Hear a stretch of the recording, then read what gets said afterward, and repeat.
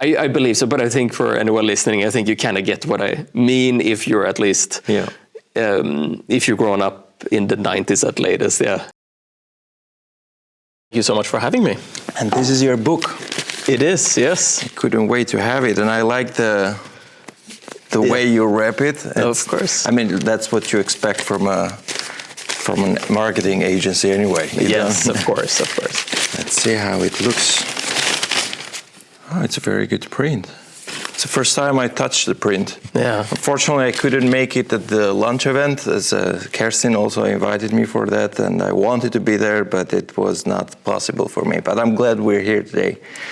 And there's a bookmark as well. Yeah, exactly. We have this little bookmark for, so you can annotate any findings you have in the book. Oh, okay. That's why it's, here it is. Yeah.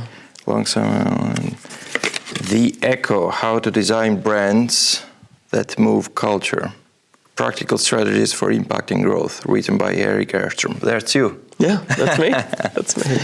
Glad you're here. I will need you to sign me that later. Yes. I would love to have that with your signature. Of course. How did you get to write a book? It's been something that's been on my mind for a long time, first of all.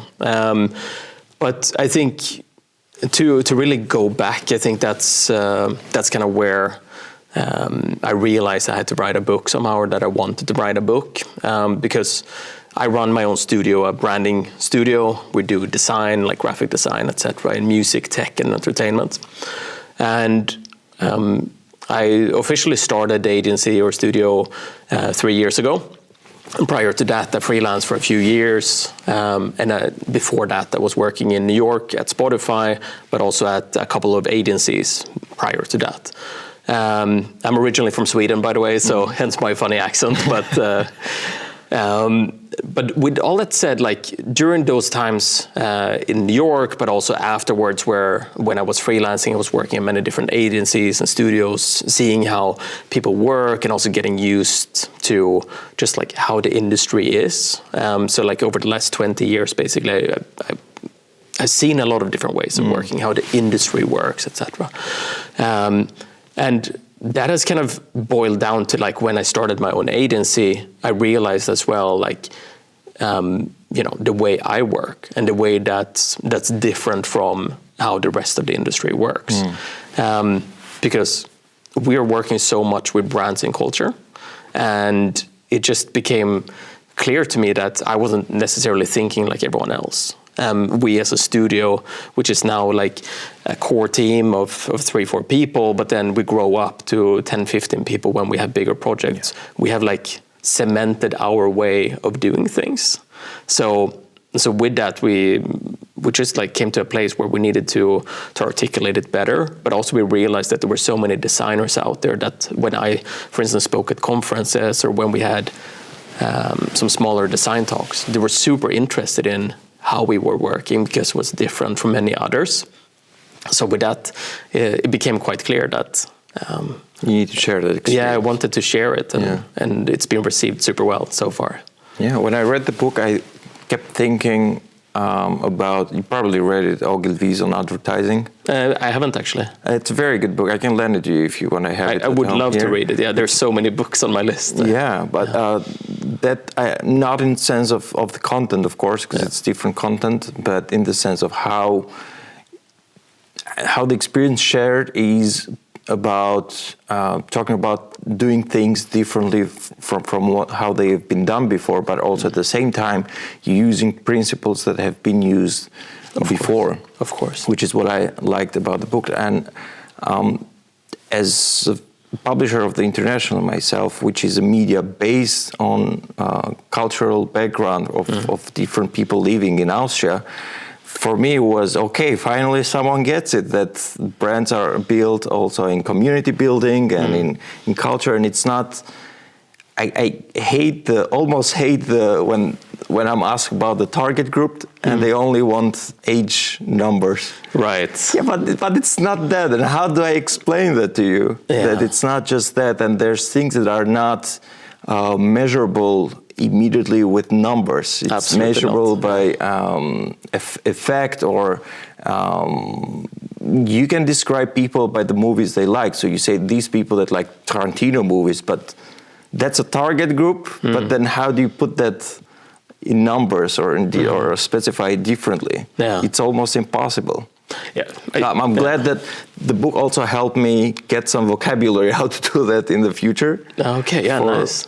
That's good. So it was really helpful, and I hope more people read the book. That's first of all, that's amazing to hear that you got something tangible out of it, because I think that at least I read these type of books a lot myself. Like that feels a bit methodological, and it just like you can take something tangible in and like adjust it or like apply it to your own workflows, right?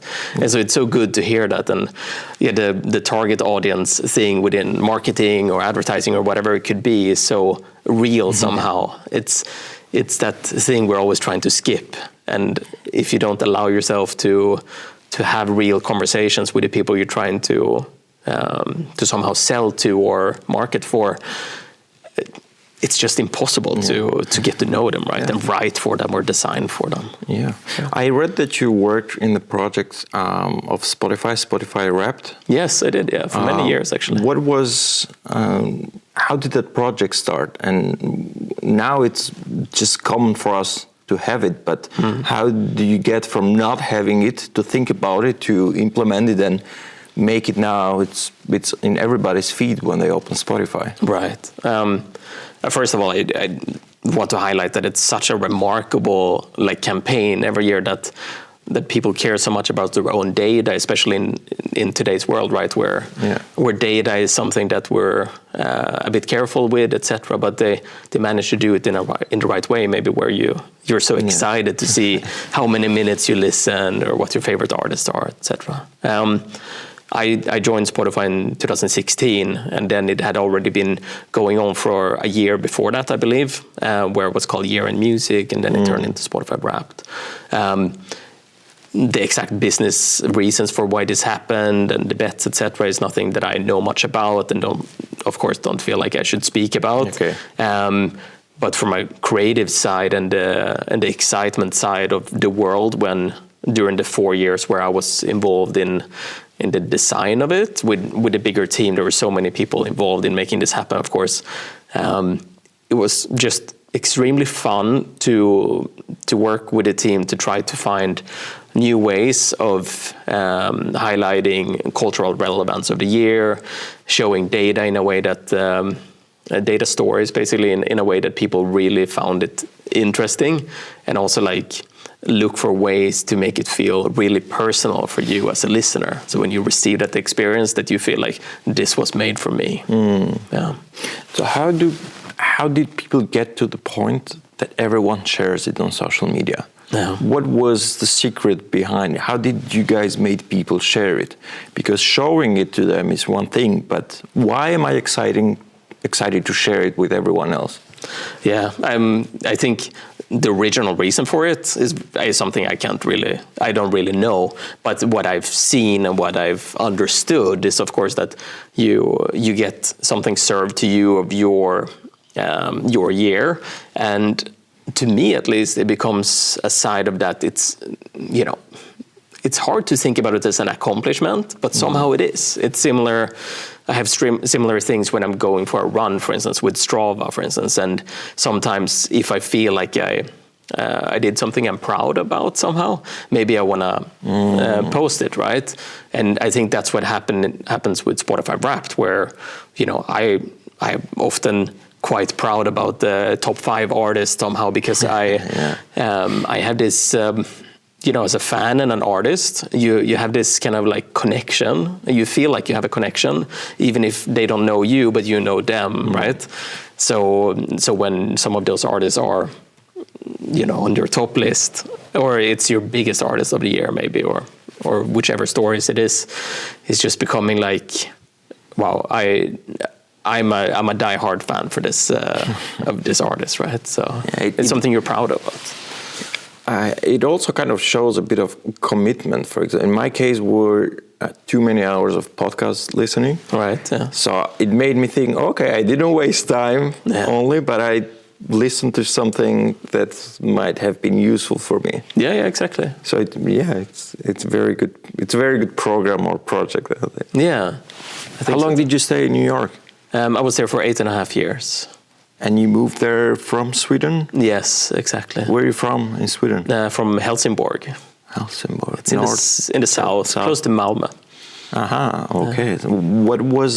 Why did you first decide to leave Sweden, or was it for an opportunity, or you were looking for an opportunity? Yeah, so I'm originally from a very, very small town, like along the coast, and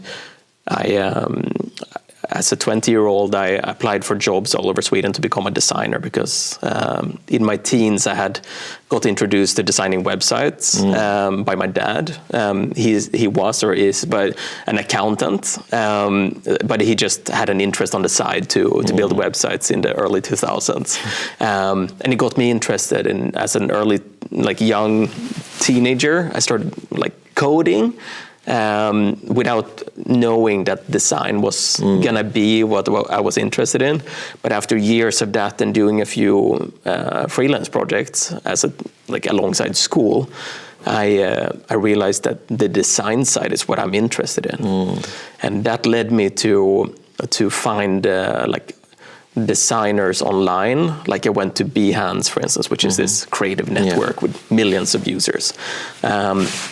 And I found many interesting designers, of course, but also I found this Swedish guy who was just from a place a few hours away from me. And he worked at an agency in New York, and he did all those things for Nike, which I was super interested into football and things like this. And I was just blown away about what he could do with the help of Photoshop. And I kind of started to shape this idea of that one day I want to live in a big city somewhere. I want to live maybe in London or Sydney or New York or Los Angeles would be amazing to experience, even if it was just for a couple of years or something.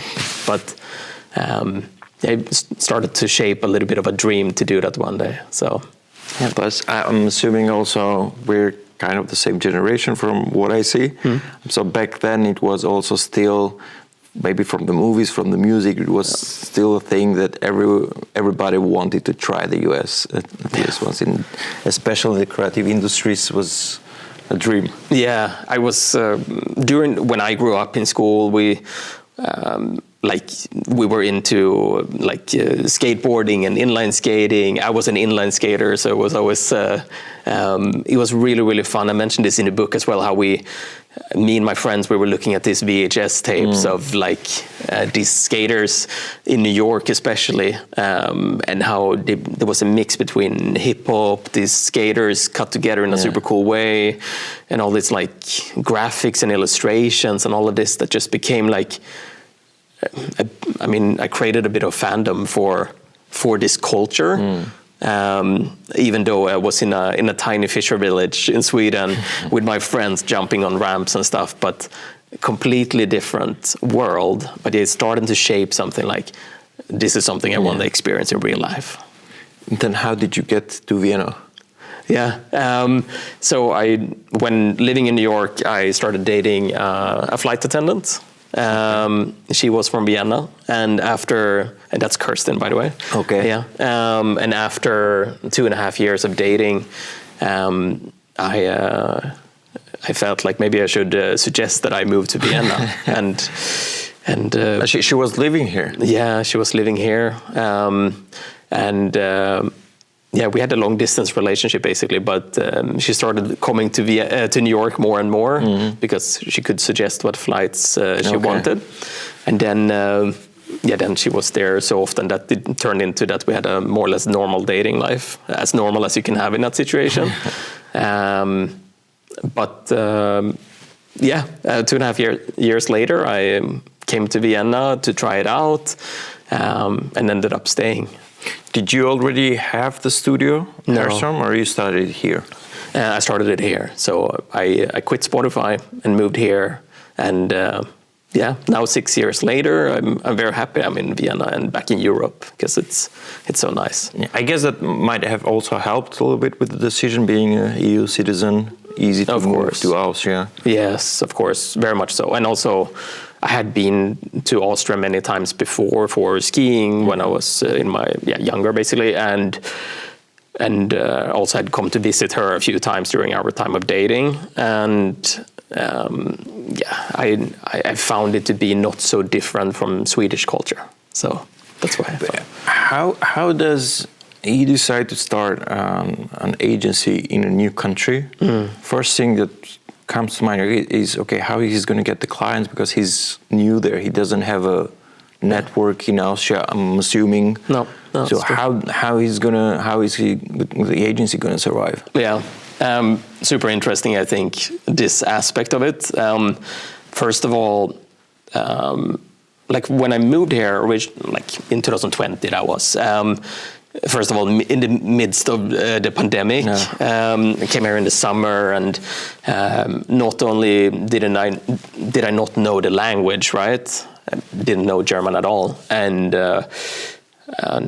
like it's the pandemic. It was summer vacation times, and I needed to try to look into like how do I even start to freelance? Like this was new to me. I hadn't been freelancing in any other country before, so it was completely new to me like this, and my girlfriend didn't know it either, or so it was a lot of Googling. I didn't know any other designers or so, and I didn't have any community to reach out to. So I Googled and figured it out.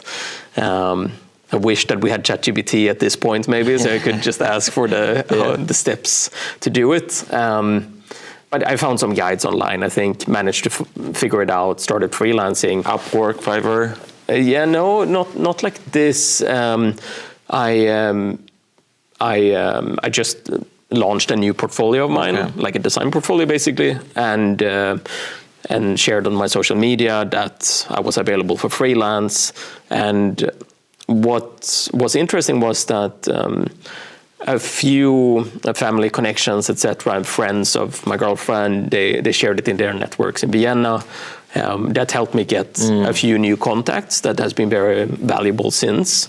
But most of the work I did in the first few years was connected to my network that I already had from the people I knew in the States.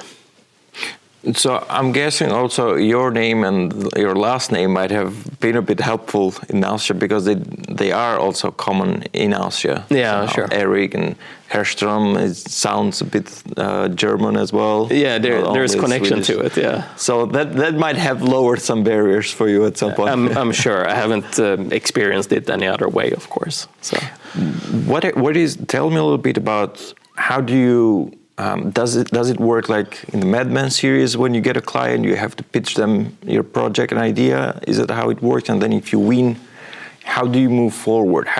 Describe a little bit the process of designing, and what I don't want to say designing the brand, because maybe that's not only what they're looking for. But what is the working process when you get a new client? Yeah. Well, first of all, I think the Madman reference is super interesting. Even if for anyone watching or listening, it's very important to keep in mind that things have changed since, and we don't drink whiskey every day, and at 8 a.m. Yeah, and we have better life choices, I think, in the design and creative industry. But surely you, like when you get in touch with clients, you sometimes have to come with a proposal, which could be that they're asking you to pitch, basically coming with not only a proposal of scope and timing and cost, basically, but also sometimes they want to see a little hint of where, like a concept, where it can turn into, like what's your initial concept. It's definitely not the preferred way to do it, I think, because oftentimes in those situations you don't have a chance to do a proper workshop with your clients and actually getting to know them. And as we hinted at before, it's extremely important to be able to talk to that target audience and actually understand them, versus just having it listed in a brief with a very short timeline. But But those situations happens. So you got to be fast. You got to come up with a concept that, for me at least, is very important, that it connects their business vision, their business strategy, together with the cultural tension they're trying to solve somehow, and the opportunity in the market. So when you pitch an idea or a couple of ideas to them, it's important that it's just like, it's something that just clicks for them and it feels right. And as in Mad Men, there's this. Do you know this episode with a carousel? You remember that? No. Like, if I remember it correctly, it's been years since I saw it. He's selling this machine of dia pictures. Do you know this printed pictures that you have in the circle that you click and it's like coming up on a projector? Is that what it's called? Dia picture? I think so.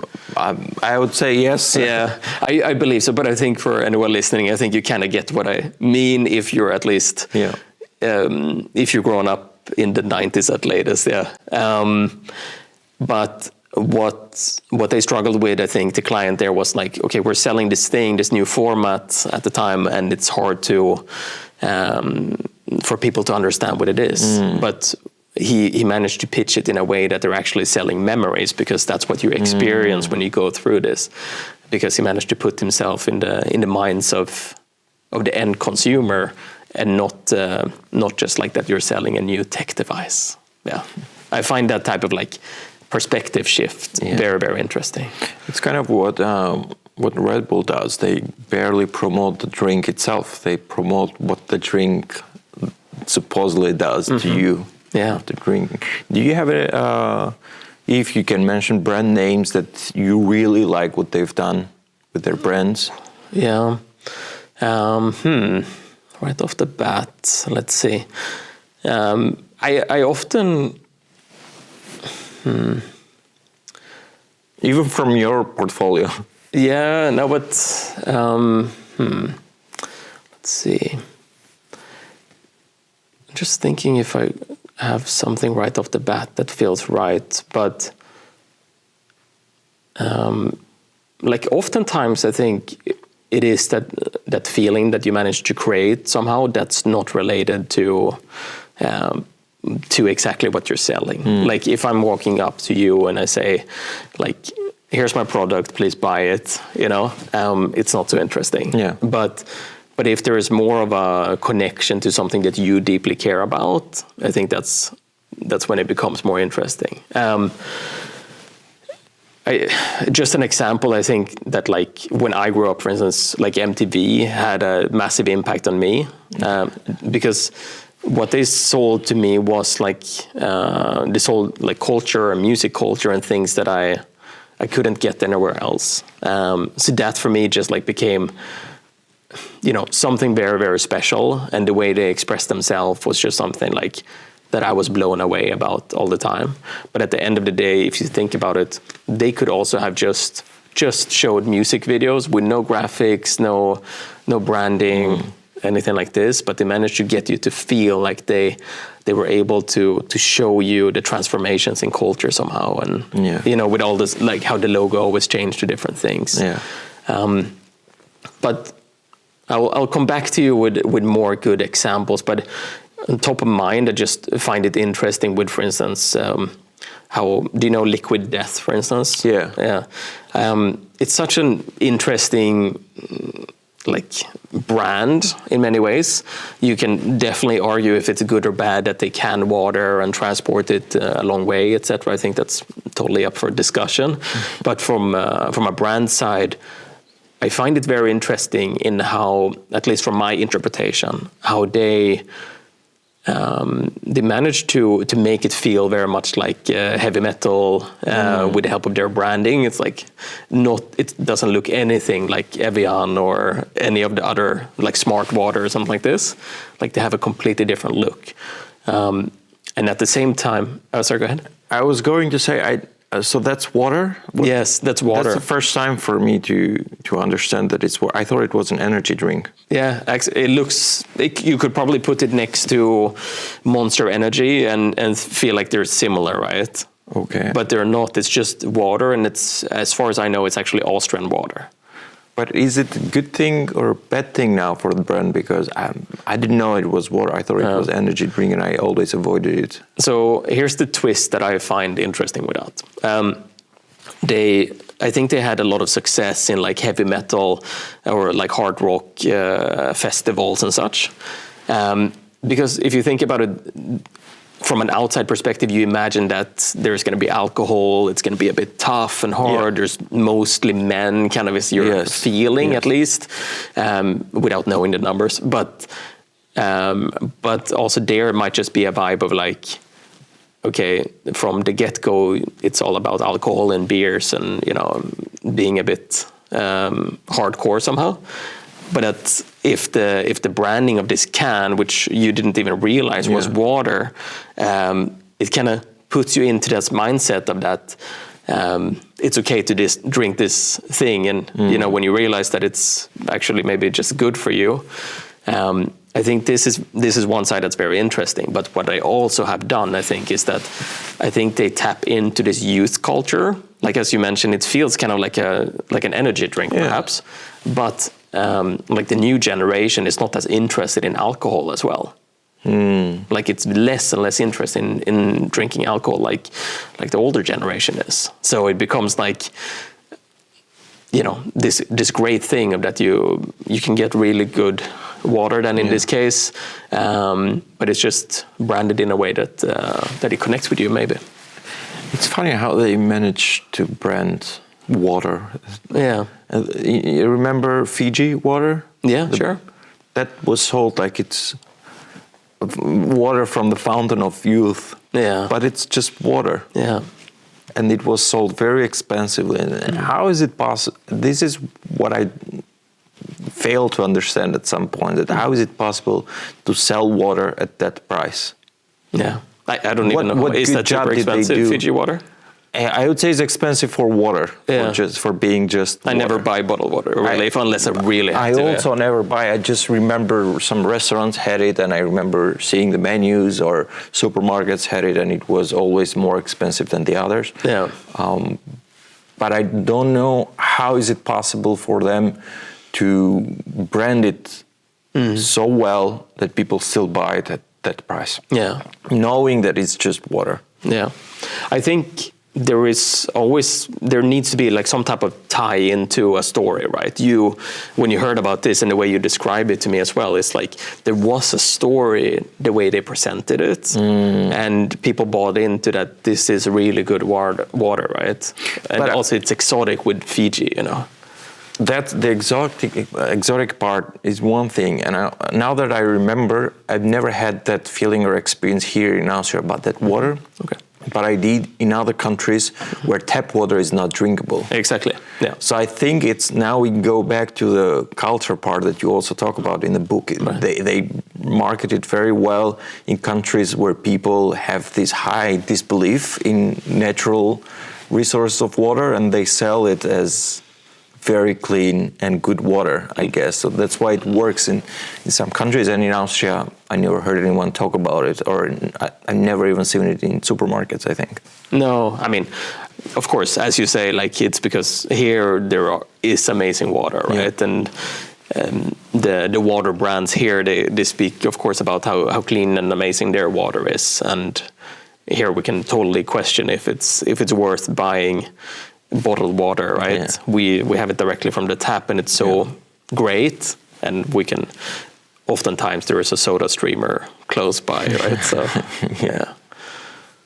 it's I like also there's, even though I never drink Red Bull, I still like what they do, what they have done with the brand for people who like it anyway. And you can immediately, when you see a Red Bull ad, you don't have to see a Red Bull logo and you understand that's a Red Bull ad. Yeah. And that's what I think it's a good achievement for whoever designs the campaign or whatever. So what is it? Is it the same? What do you call a successful branding for one of your clients, when people manage to recognize the logo immediately, or when they manage to recognize the advertising, or what is it for you that you say, okay, we've done a great job here, the brand is now stamped and everyone recognizes it? Yeah, exactly. That is like the perfect scenario, right? When you manage to get to a place where like you stand out, you feel like this is a unique thing, right? As the brands that we've spoken about so far, like you have a sense of what that brand is, right? How they speak, how they look, etc. We worked with, do you know about Back Market? Yeah, I heard about it just recently, and I heard about their. No, I think I read it in your book. Actually, it's on the book that they were associated with black market very often, yeah. so they had to do the rebrand. Yes, exactly. Yeah. So they sell refurbished devices, basically devices that are the past generations of devices, and they are brought back to life. They're, when we went into helping them to reshape their brand, they had a black and white brand, and they had a word mark that some people found a little bit hard to read. And Back Market is, of course, kind of like a made-up name or word. It's not something that you just have said in your life before. So people ended up quickly saying Black Market. And even when I was talking to people like around the project or so internally, like when you hear it the first time, you end up saying, "Oh, black market." And it's like, no, it's not black market. And the issue somehow at the time was that they were black and white. They was hard to read a little bit, and people ended up just naturally saying black market. But the big thing was really that they very much opposite from the black market. The black market is not something positive, right? But back market really is, because they are helping like save the world from like landfills of just devices that we will never touch again. So instead they refurbish them, they make you buy and like an older iPhone, or maybe you can buy a console or like a computer that's not the newest one at the moment. Because it's really helpful, and people don't always need. Yeah, exactly. It's competitors. So what we helped them do was basically to do a rebranding. First of all, that became clearer that they were like an online portal. They brought things back. So we created a symbol that felt like a rewind button with double arrows. And then there was logo animation that really like creates a circularity. We created patterns about circularity. But most importantly, I think we created a color palette and color schemes that made all these devices, like imagine that they sell Samsung devices and Apple devices and all the other big companies like devices. And those needed to be marketed, right? But if you imagine that the brand would be black and white, like if you think about what does Samsung or Apple look like? Well, most of the cases that's kind of black and white, except for when they have an expressive asset. So it became very important that we created a brand world that felt colorful and it felt different. So now in today's world of back market, it's now like colorful, it's vibrant, there's like shapes and patterns and a feeling of that you're about to buy something that's simply just like not another device, just not the new next device. But when we started working with them, they were super successful in Europe, and they were a French unicorn company, and they were like, there was something special, but they needed to get into the US market. And they really felt like that they needed to figure out how they not only looked, but also how they speak. And the in-house team at Back Market has done an amazing job in like figuring out how to find their own tone of voice and how to like make sure that their ads and their way of expressing themselves feels uniquely them and doesn't feel anything like the competition. So now they have managed to get into the US. It's been a few years since the rebranding, and they've opened up their first store in Soho in New York. And they just became, I don't want to say it wrong per se, but they were recognized as Time 100's most influential companies, or like one of them in 2026. Yeah. Wow. And it's been, of course, extremely interesting to be part of this journey. And what's even more fun is that with my friends that still are in New York, they send me photos of when the subways have like their ads, and the ads often talk about like downgrading instead, and they make like really good cultural references of like tying things into. For instance, they have ads out with like iPod Shuffle, for instance.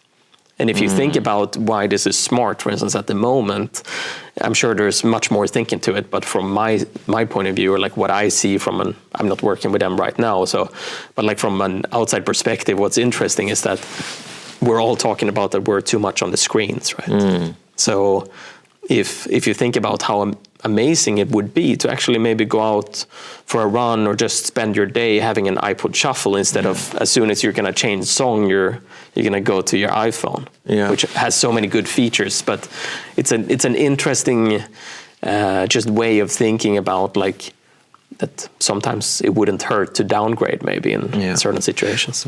Definitely.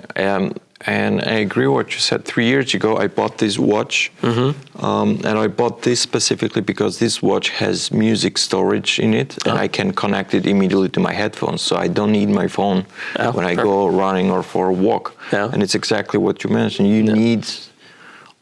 I'm glad that brands are recognizing what's happening and are not just trying to ignore it or trying to educate people towards a different thing that it's not real and it's not happening.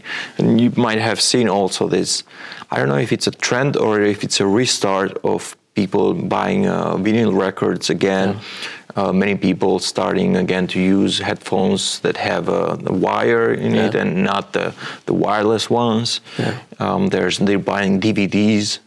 Again. Wow. That's also a thing that's happening, me including.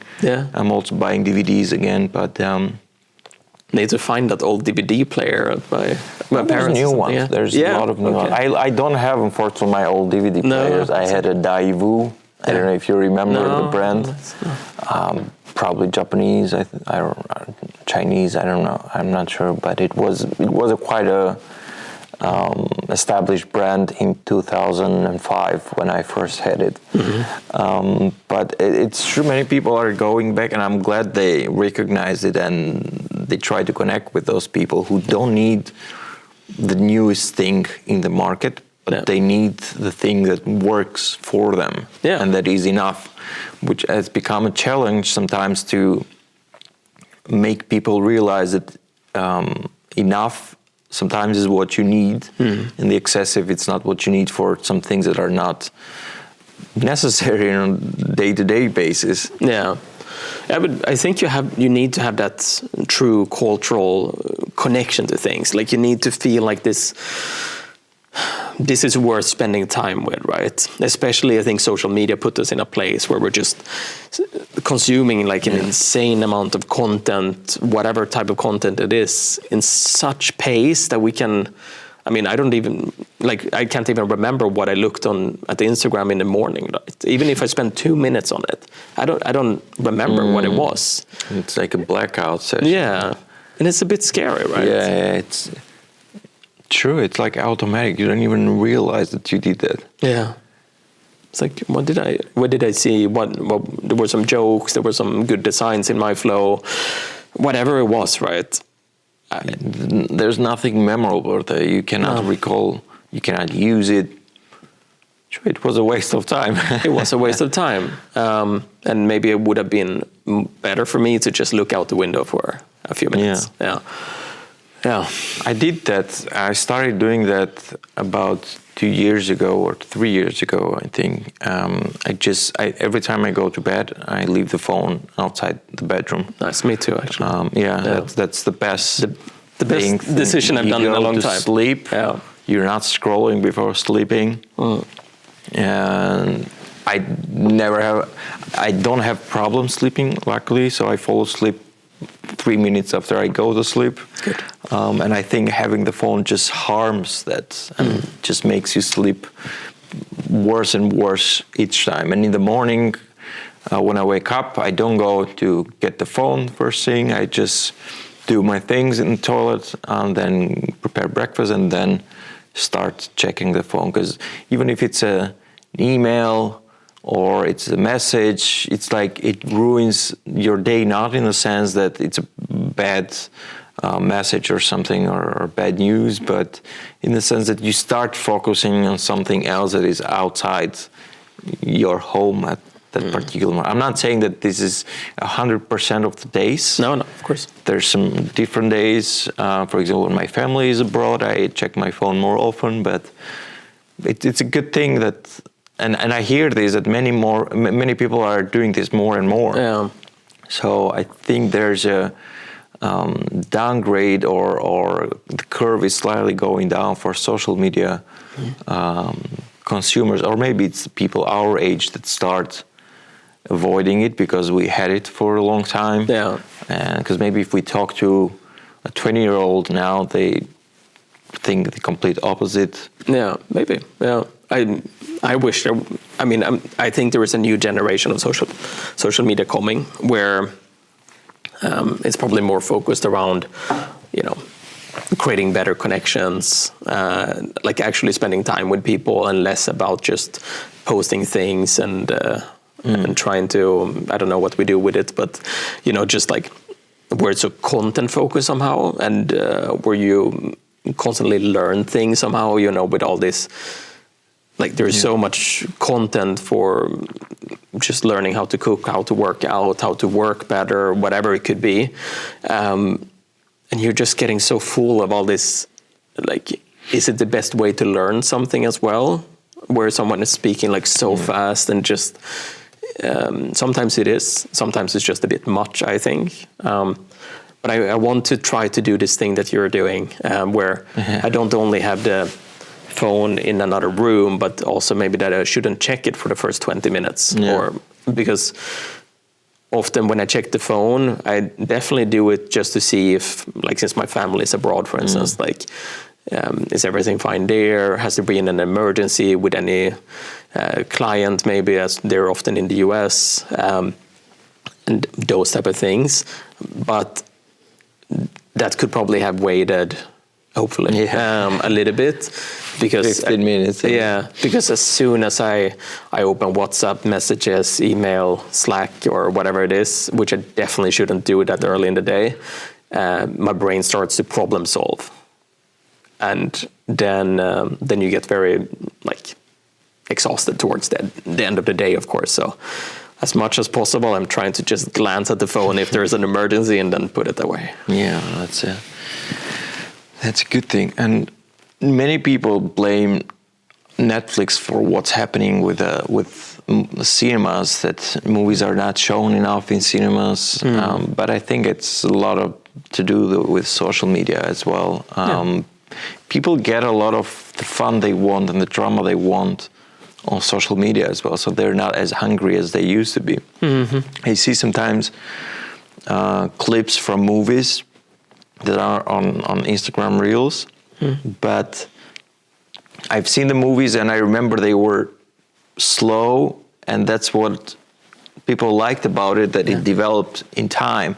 While in social media, they cut every pause and every break between dialogue, and it's just a 5-minute scene is narrowed down to 30 seconds or 1 minute maybe. And this doesn't make sense like this anymore. There's no point to this. It shouldn't. This shouldn't be even made, because this keeps people away then from going to movie theaters or consuming long form content or reading books even. As it's, I hope it works only for good things, and it's definitely great for business. I hope it leans more towards that rather than useless, engaging time that at the end of the day we don't know what we even saw, as you were mentioning. So I love the DIY videos, but I don't trust them anymore. Okay. Because at some point I see people having $50,000 equipment there, and that's not DIY anymore. Okay. Yeah. Sure. But it's fun. Sometimes it's fun. Yeah. I must say, regarding the cinemas, like in the last year, I definitely been to cinemas like quite a few times, and what I love about it is this, like, just like quiet opportunity, or not quiet, of course, but you're taking something in, but you're sitting there and just like, I put everything away. I'm definitely not gonna pick up my phone in the middle of the movie, and I can just sit there, be quiet. There is no expectations of me for the next 2 hours. Yeah. And that I somehow love, because when you're at home, it's different, right? Yeah. Even if we can see so many episodes of a Netflix show, and we, of course, I mean, I think there's so much good stuff on there. But you still have this thing that you sit in your living room, there's the kitchen there, you go up and grab something, then your partner starts thinking about something, you discuss something, you pause, all of this. Yeah. It's just amazing when there is this like, okay, I'm just here to entertain. And the same goes for going to a real concert or to a theater or something like this, right? It's just, consuming in a real way, and maybe it's fair to call it just like, full immersive, like slow cultural consumption somehow, right? Because that's what it is. You sit still and you just enjoy. Yeah. I try also, what I do sometimes, as soon as I walk out of the movie theater, I also don't touch the phone immediately. You try to stay in the movie for the next 3 to 5 minutes just to think about it a little. And then there's a great feeling when someone has messaged you and you say, sorry, I just saw this because I was in the cinema. And that feels good still, especially with the debate that we were talking about that it's going on. Yeah. But at home is like, the movie starts or the series starts, and it reminds me now to what I do sometimes when I do ChatGPT research on the Pro version, that it takes a while to think. Yeah. So it's like, movie on Netflix starts, it's like you put the prompt and then you scroll, the movie continues and you scroll the phone and you wait for something to happen until you look up again. As soon as it starts, you start with the phone and you wait, and then you look up when there's some noise. And Netflix now is, of course, doing on purpose that it's asking screenwriters to have booms and something happening every 5 minutes so people can look up from their phones. Yeah. But it's not the experience that it's supposed to be. No. And I hope these filmmakers that are talking about it keep resisting and keep the theater windows longer and longer. Yeah. So people can... So there can be a chance for the word of mouth to build, because if a movie is only 2 weeks... Maybe we cannot just go immediately to watch it, and we need other people to go watch it so they tell us it's a good movie, and we need at least 4 to 6 weeks runtime so we can have time to go and watch it. What I have also come to like realize in those two differences is that when I go to the movies with a friend, the 5 minutes afterwards or more, we actually discuss the movie. We actually come out of there and like talk about, something interesting, because we truly paid attention to what happened. But then also like the feeling of that we were not there alone. There was like, a bunch of other people also in the cinema experiencing it at the very same time.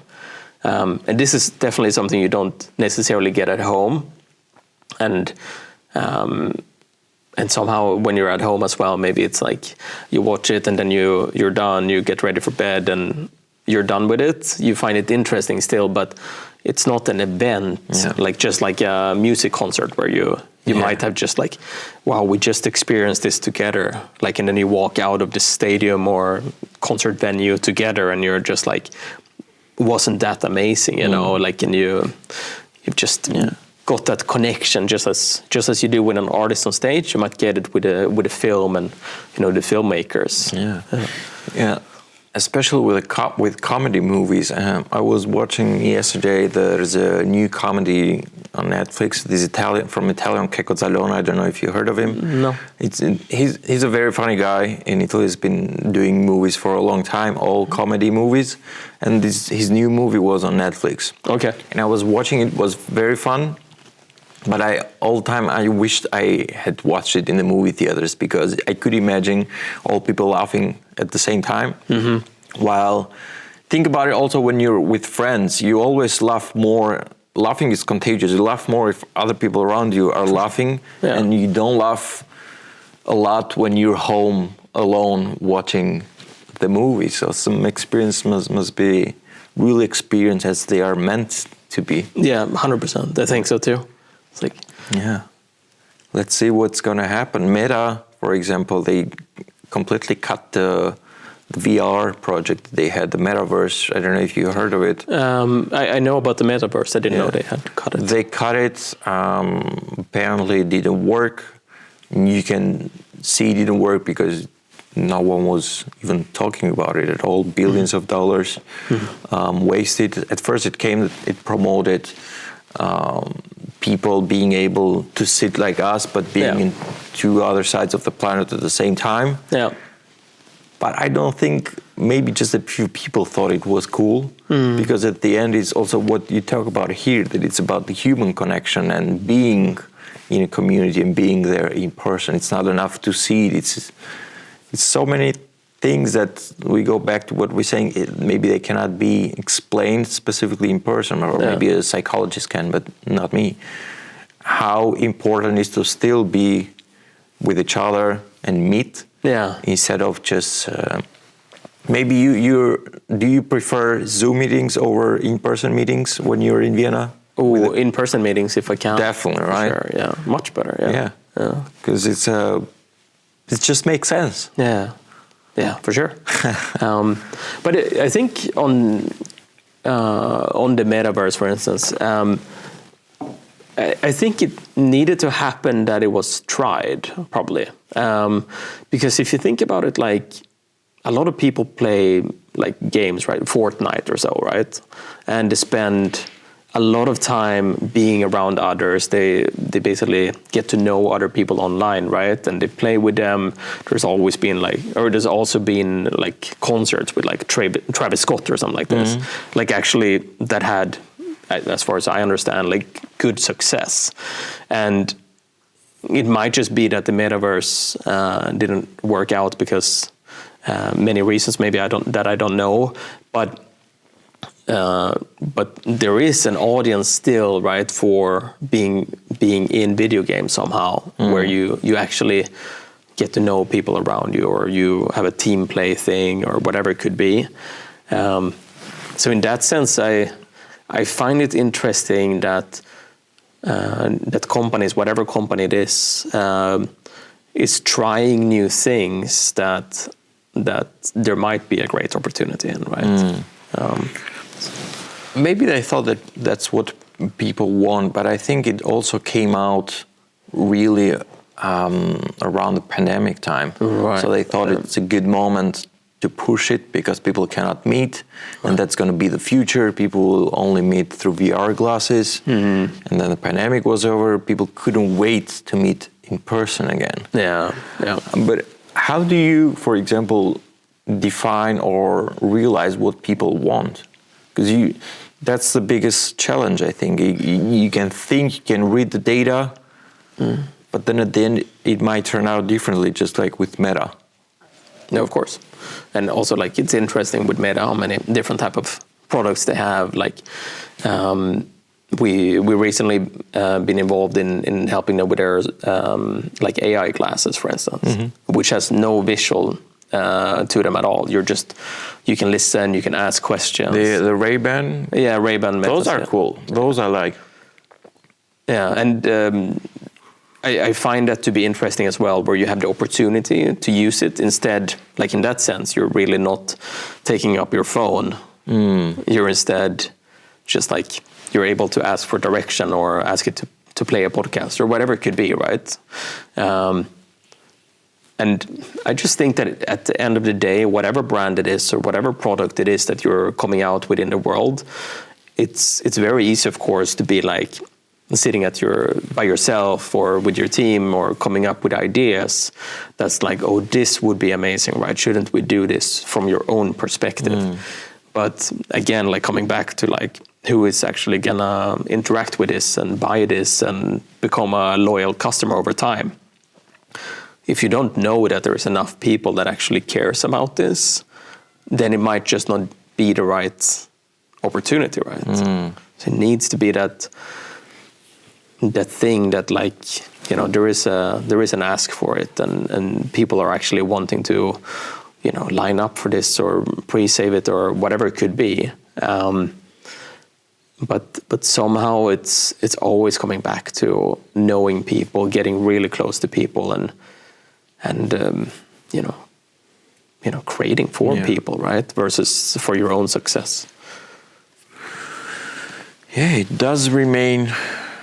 There's no 100% assurance in that. No. I guess it will remain partially a test still to see if it works. Of course. Yes. You probably remember the Jaguar campaign. Sure, yeah. Or the rebranding, right? The rebranding, yeah. That people think, me including, what were they thinking? Mm-hmm. And now it's back to the old logo. Is it? I'm asking, I'm not sure. Oh, I'm not sure either, no. But I know that they made changes in their team after the making fun of them all over the internet. Okay. So it didn't work. It didn't increase the sales. Okay. It was just talked about for a couple of days, not in a good way. Nobody's talking about that anymore. Mm-hmm. So imagine Jaguar, it's an old company. Sure. And they still thought they knew what they were doing, and it didn't work out well for that campaign. Okay. But I wanted now also to touch, what do you think about bad publicity? Yeah, actually, with the Jaguar situation, I haven't followed it that closely, or like I knew the people were talking about it so much, right? Which is incredible in some way, because if you think about it, when did you hear people talk about Jaguar in the 10 years prior to that? Yeah.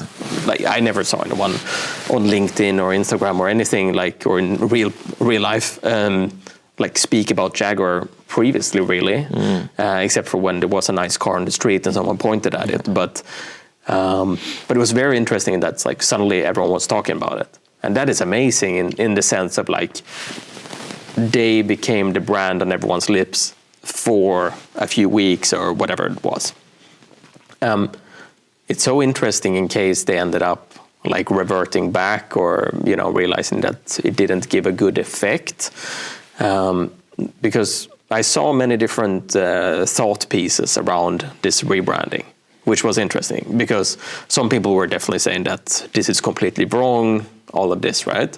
But then there was also people saying that like they are trying to differentiate themselves. They're trying to reinvent themselves and try to create something that's actually going to connect with their target audience. Many of the people that commented on it on the internet might not have been the target audience after all.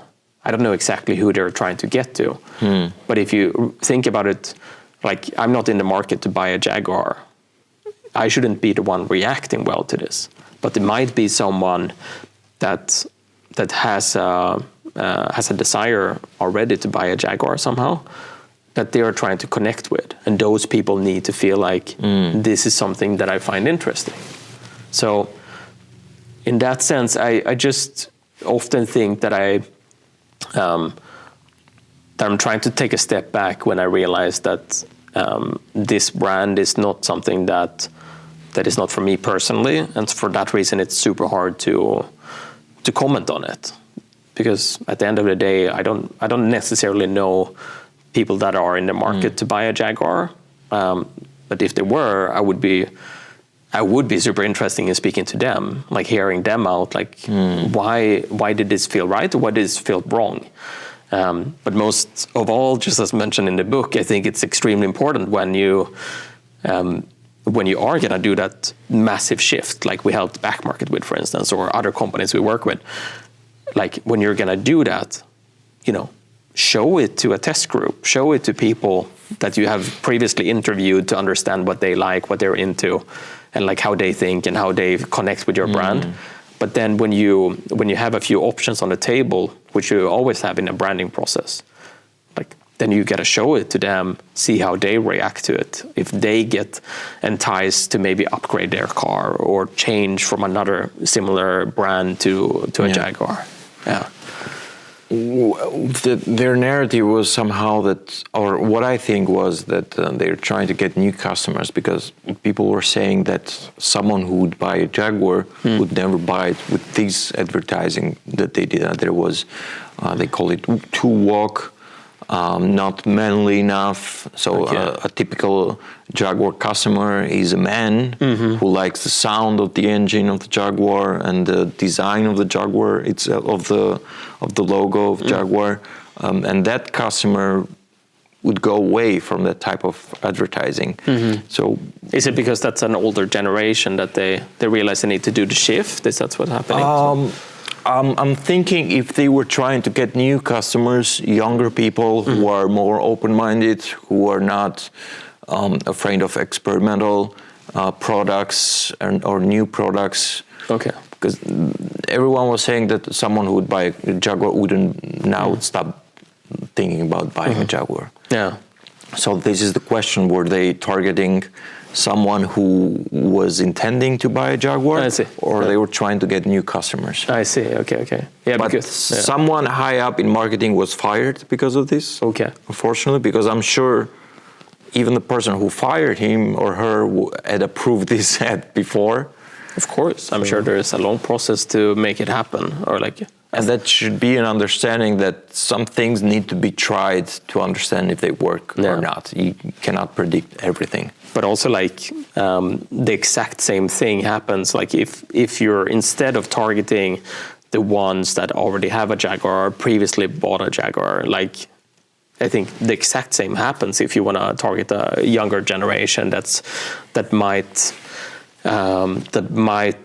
be the ones that are willing to try out their brand or their cars. I think the exact same thing needs to happen, where you identify your personas, you find a test group basically, you interview them, you try to really understand how they think, what other brands they feel connected with, etc. And from there, you can start to shape that brand. And then as you shape it, you still have a collaborative experience together with these people. Because imagine how, if you just do something in silo and then you come out and tell the world, look at this, how amazing this is. It's a very high risk, right, that it's going to go wrong.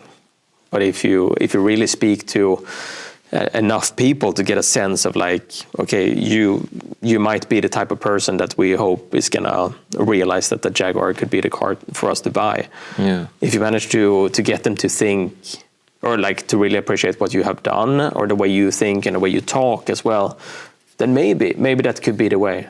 But with all of that said, I'm sure with the scale of they are and such a famous brand, I'm sure they did a lot of research. I'm sure they talked to people. So I don't know where something might have gone wrong. I don't know.